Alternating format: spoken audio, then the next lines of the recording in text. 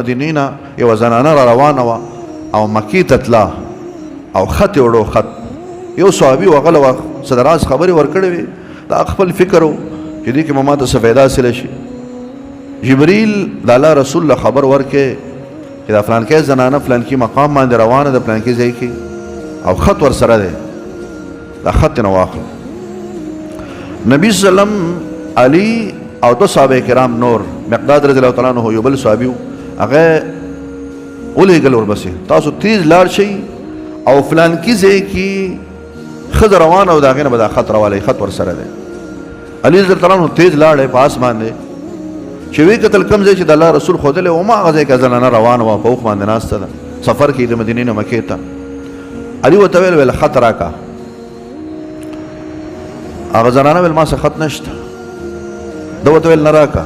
ویل نشته را سره تلاشي ورسره وکړه خط نشته.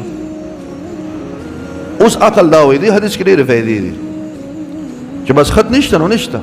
و علي ورته ویل والله د الله په ذات قسم ما کذبت ولا کذبت د الله په ذات قسم نه زه دروغ وایم او نه ما ته دروغ ویلی شوي دي. زه هم رښتیا وایم چې دا خط تا سره دی او ما ته هم رښتیا ویلی شوي دي چې دا خط دې سره دی اگر چې ما تاسو پیدا نه کړه خو د الله د رسول خبره دروغېدې نشي دومره یقین یې وښه. ویل خط راکړه که نه کپړې د نه وباسم.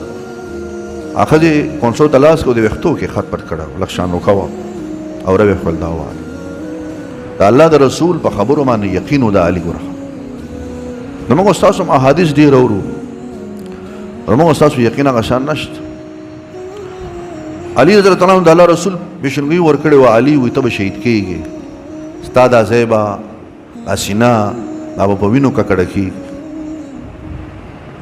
نو یو ځای کې علي رضی الله عنه مدینې نه بهر و یمبو په نوم باندې یو علاقه وه بیمار و سخت بیمار شو.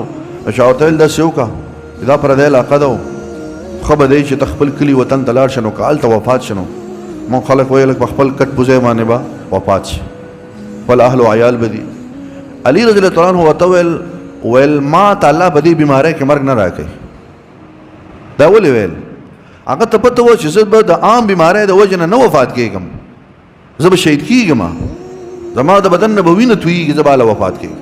یقین و د الله د رسول په خبرو باندې او بیا داسې